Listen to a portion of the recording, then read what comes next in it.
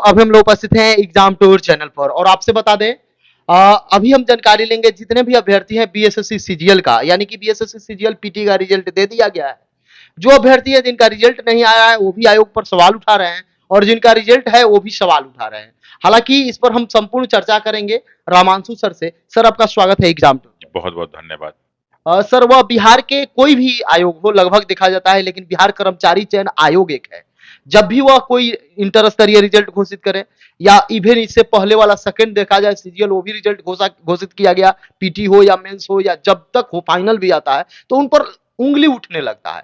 ठीक उसी प्रकार बीएसएससी सीजीएल सचिवालय सहायक थर्ड ग्रेजुएट लेवल जो एग्जाम हुआ उसी समय से उन पर प्रश्न उठने लगा और रिजल्ट देने के बाद भी अभ्यर्थी सर उन पर प्रश्न खड़ा कर रहे हैं। उनको इससे किस प्रकार से अपने आप को दिखाना चाहिए कि हम आयोग, चूंकि अभ्यर्थी के लिए है, आयोग को कैसे कहना चाहिए कि हम साफ हैं, और जब भी वो नोटिस जारी कर रहे हैं बोल दे रहे हैं हम साफ सुथरा एग्जाम कराएं। सर, इसको आप कैसे देखते देखिए, जो छात्रों का आरोप है वो कहीं न कहीं काफ़ी हद तक सही आरोप है। हैं? जी, सही है। क्यों आरोप सही है, उसका कारण क्या है कि जब आप हर चीज़ को गोपनीय रखेंगे तो आप पे प्रश्न उठेगा ही उठेगा। गोपनीय रखेंगे तो। क्योंकि आपने जो पेपर नहीं दिया, एग्ज़ामिनेशन पेपर नहीं दिया, आपने आंसर नहीं निकाला, आपने आंसर नहीं बताया, कौन बच्चा कितना नंबर पाया है आपने ये भी नहीं बताया। आप डायरेक्ट तीनों का परसेंटाइल करके निकाल दिए और जो रिज़ल्ट आया, तो रिज़ल्ट में जो हम लोग को बच्चे जो है काउंट कर के बच्चे इतने एक्टिव हो गए कि काउंट कर के लाके बता रहे हैं। जबकि वहां काउंट नहीं जबकि किया वहाँ काउंट नहीं किया गया होगा। बताया कि सर जो 23 वाला जो सेकंड शिफ्ट था, फर्स्ट शिफ्ट तो कैंसिल हो गया। तो जो 23 वाला सेकंड शिफ्ट था उसमें लगभग 4000 के करीब बच्चे क्वालिफाई किए हैं। उसका जो ये 24 वाला शिफ्ट था, उस 24 वाले शिफ्ट में लगभग 4500 बच्चे क्वालिफाई किए हैं। और जो पेपर पोस्टपोन्ड होके फिर बाद में 5 तारीख को हुआ, उसमें लगभग 2500 बच्चे ही क्वालिफाई किए। यानी जो पेपर कैंसिल हुआ उसमें सबसे ज़्यादा नुकसान बच्चों का हुआ। पेपर भी कैंसिल हुआ, तनाव में भी रहे। अच्छा, जो दूसरा था उसपे भी आरोप लगा था कि पेपर उठ हटा और जो है उसपे 4000 करीब सिलेक्शन हुए हैं। तो ये लड़के काउंट करके बता रहे हैं। तो ये डिफरेंस दिख रहा है ना, ये डिफरेंस भी अपने आप में प्रश्न उठाता है कि एक में 4000, एक में 4500, एक में जो है 2500। सर, वो जबकि बोला गया था कि तीनों शिफ्ट को इक्वल करके रिजल्ट देंगे, जितना भी रिजल्ट देंगे 3 थर्ड में बांट कर रिजल्ट देंगे। हाँ, ये भी अगर देखिए, जो हमें तो इसकी जानकारी नहीं है, तो बच्चे काउंट करके लाके बताए, हम लोग तो काउंट नहीं किए हैं। लेकिन अगर इस तरह का है तो निश्चित रूप से ये सही नहीं है, क्योंकि तीनों में बराबर देना चाहिए था।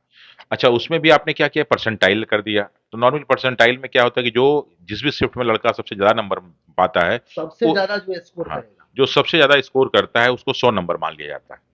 ठीक। जी, और उसके बाद सही से स्कोर में। मतलब जहां जितना उसने सही किया, मान लीजिए किसी लड़के ने 150 क्वेश्चन का था, तो मान लीजिए लड़के ने 100 जो है 30 नंबर किया, जी, तो 130 नंबर को 100 नंबर मान लिया जाता है और फिर उसी आधार पे सारे नंबर को रखा जाता है। फिर मान लीजिए दूसरा शिफ्ट है, उसमें कोई पेपर टफ आ गया मान लीजिए, तो उसमें लड़के 120 ही पाए, तो 120 नंबर को 100 नंबर मान लिया जाता है। तीसरा और भी टफ था, मान लीजिए 100 नंबर ही पाया 150 में, तो इसी 100 नंबर को ही 100 नंबर मान लिया जाता है और फिर उससे लड़कों का नंबर घटाया जाता है। तो घटा के मालूम चल जाता है और फिर जितने बच्चों को लेना है ले लिया जाता है।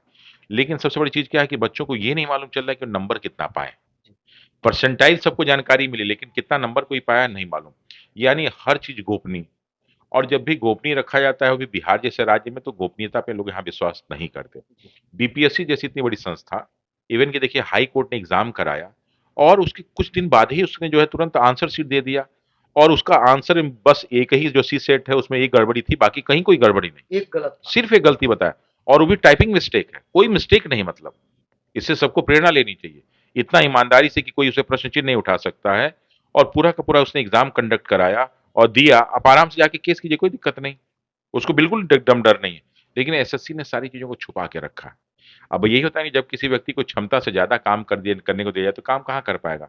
एसएससी के ऑफ़िस तो आप लोग जाते ही रहते होंगे, ऑफ़िस का हाल देख ही रहे हैं, सिस्टम कोई बन नहीं पाया है और ऐसे में एग्ज़ाम, तो निश्चित रूप से छात्र कितना इसके लिए आंदोलन किए सब, कुछ भी उस पे नहीं सुना गया पेपर को लेके।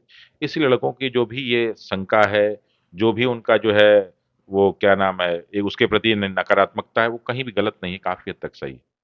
सर, इसको लेकर क्या ऐसा नियम हमेशा ये रहेगा बीएसएससी में कि ना क्वेश्चन देंगे ना कोई, हर चीज गोपनीय रखेंगे? यहाँ देखा जा रहा है लोग चांद तक पहुंच गया, यहाँ देखा जाता है बाहर में चले जाए तो लोग ऑनलाइन अपने रूम पर बैठ के एग्जाम देते हैं, बड़े बड़े एग्जाम का एग्जाम दे देते हैं, लेकिन यहाँ तक कि अभी प्रश्न पत्र बच्चों को नहीं दिया जा रहा है। कितना निंदनीय है। देखिए, ये तो बहुत ही गलत है। बिहार दरोगा में भी यही होता है जी, और इसमें भी यही हो रहा है। तो ये निश्चित रूप से ना एक प्रश्न तो उठाता ही है, सबके मन में शंका पैदा करता है। और जब बिहार बीपीएससी जैसी संस्था अपने में इतना सुधार कर रही है, एक अतुल प्रसाद जी के आने से इतना सुधार हो जा रहा है। वो बहुत सारे हो सकता है कि ऐसे डिसीजन लेते हैं, लेकिन कम से कम परीक्षा के मामले में डिसीजन सही ले रहे हैं। तो ऐसे ही अच्छे अधिकारी बिहार एसएससी में रखे जाएँ जो डिसीजन लें। अरे बीपीएससी से सजेशन तो ले सकते हैं, कि सजेशन लेके सारे काम करें। तो कम से कम बच्चों के मन में, क्योंकि वही बच्चे बीपीएससी भी दे रहे हैं, वही लड़के बिहार एसएससी भी दे रहे हैं, वही बिहार दरोगा भी दे रहे हैं, वो बिहार हाई कोर्ट भी दे रहे हैं। और देख रहे हैं कि चारों परीक्षा में 4 प्रकार के जो है नियम कानून बने हैं। जबकि एक ही राज्य में सब जबकि एक ही राज्य में है, क्वालिफिकेशन लगभग सबकी सेम है, एक ही लड़के दे रहे हैं, एग्जाम पूछने का तरीका भी एकदम वो है, सेम है, लेकिन ये परीक्षा लेने का तरीका एकदम अजीब बना रखे हैं। तो सर, ये तो सही अभी नहीं। भी यदि आयोग चाहे, बिहार कर्मचारी चयन आयोग चाहे, तो अभी से बच्चों को संतुष्ट करना हो तो क्या क्या कर दे तो बच्चे संतुष्ट हो देखिए, पहला काम तो ये करे कि तीनों सेट, जी, वो तीनों सेट को अपने वो वेबसाइट पे डाल दे कि भाई ये पहला सेट था, ये दूसरा तीसरा सेट था। जी, फिर उसका सही आंसर डाल दे जी, कि लीजिए भाई ये सही आंसर है। फिर हमने परसेंटाइल में कौन लड़का कितना नंबर पाया था वो नंबर दे दे, और परसेंटाइल के बाद उसका कितना नंबर हुआ ये दे दे, 3 ये दे दे। तो कम से कम जो लड़के बहुत सारे हैं जो क्वेश्चंस को याद किए होंगे, उनको अंदाज तो लग जाएगा कि हमने कहाँ गलती की, कहाँ गलती नहीं की। तो अगर ये 3 काम करती है बिहार ऐसे, तो मुझे विश्वास है कि लड़कों को संतुष्टि मिल जाएगी, और फिर वो आगे की रणनीति बना के अपना पढ़ाई कर सकते हैं। एक सर बच्चे बहुत बड़ा आरोप लगा रहे हैं ये आरोप, लेकिन जब आरोप लगाए तो बिहार एसएससी ने तत्परता दिखाई और तुरंत उसका एक नोटिस जारी किया। क्योंकि बच्चे का बहुत सारे बच्चे व्हाट्सएप किए, इधर उधर भेज रहे थे कि उनका जो शिफ्ट कैंसिल हुआ था उसका रोल नंबर वह मिला रहे हैं तो उस रिजल्ट में है, लेकिन जब एग्जाम जो नया दिए थे 5 मार्च को दिए थे उस रोल नंबर से मिला रहे हैं तो नहीं है। ये सर एक ये अगर इस तरह की जानकारी है, हमें तो जानकारी इस बात की नहीं है, लेकिन अगर इस तरह का है तो इस पे तो बिहार एसएससी को एकदम कड़ी कार्रवाई करनी चाहिए, और बिहार एसएससी पे भी कड़ी कार्रवाई होनी चाहिए, क्योंकि ऐसे में तो कोर्ट लड़के कम से कम इस पॉइंट पे तो जा ही सकते हैं, नहीं, क्योंकि तो इसका बिहार तो एसएससी सर नोटिस दिया कि रेंडमली मैं उठाया हूँ, ये गलत नहीं है। रैंडमली कैसे, जो जो लड़का जो पेपर दिया वो कैंसिल हो गया, तो रैंडमली कैसे उठ गया वो?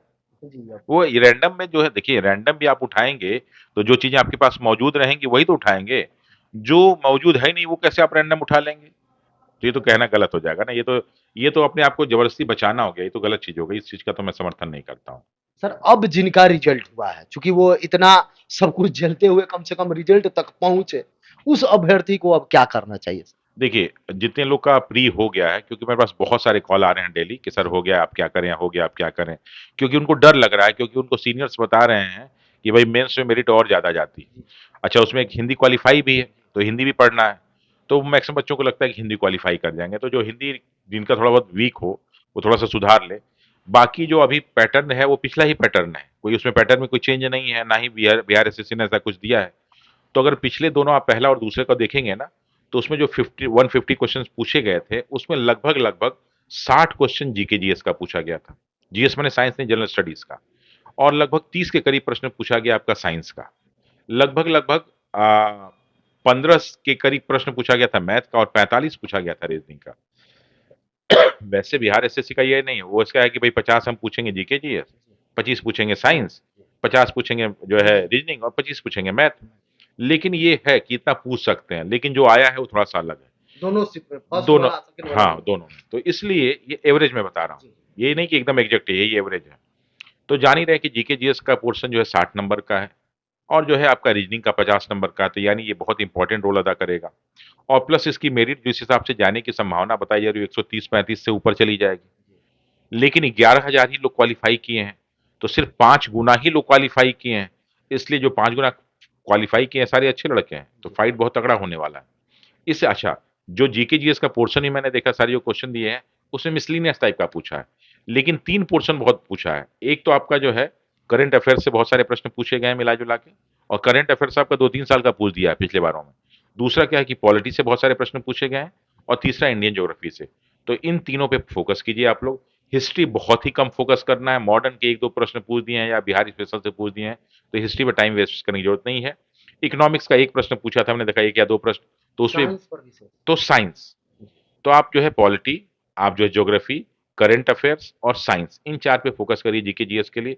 वो 75 नंबर के लिए लगभग, तो कभी 90 नंबर भी हो जाता है। बाकी रीजनिंग पे फोकस कीजिए, मैथ बहुत आसान आता है। तो अगर इतना आप करते हैं, और कोशिश कीजिए कि आज से ही लग जाइए। इसलिए लग जाइए कि हमें लगता है कि बिहार एसएससी पे अगर कोई कोर्ट केस नहीं हुआ, इस तरह की समस्या नहीं आई, और क्या वो किसी बात भी नहीं सुन रही है, तो अगस्त तो नहीं लेकिन सितंबर में एग्जाम हो जाना चाहिए। क्योंकि सितंबर से, क्योंकि 11,000 बच्चे हैं, तो 11,000 पटना में ही करा लेंगे। तो हो सकता है कि उसके पहले जो है अगस्त में भी एग्जाम करा लें, लेकिन चूंकि अगस्त में टीचर वाला होने वाला है और बहुत सारी और भी सारी एग्जाम का अपना शेड्यूलिंग होगा पहले से ही, तो ये अगस्त का भी डेट आ सकता है। तो समझ लीजिए कि आपको जून और जुलाई यही 2 महीने मान के चलिए तैयारी करने का, और हो सकता है कि अगस्त में नहीं तो सितंबर के फर्स्ट सेकेंड वीक में एग्जाम हो सकता है। तो लग जाइए तैयारी में आज से ही, जिसका हो गया है वो कुछ इंतजार न करे, आज से ही लग जाए। सर समय देने के लिए बहुत बहुत धन्यवाद। ओके, धन्यवाद अभिषेक जी।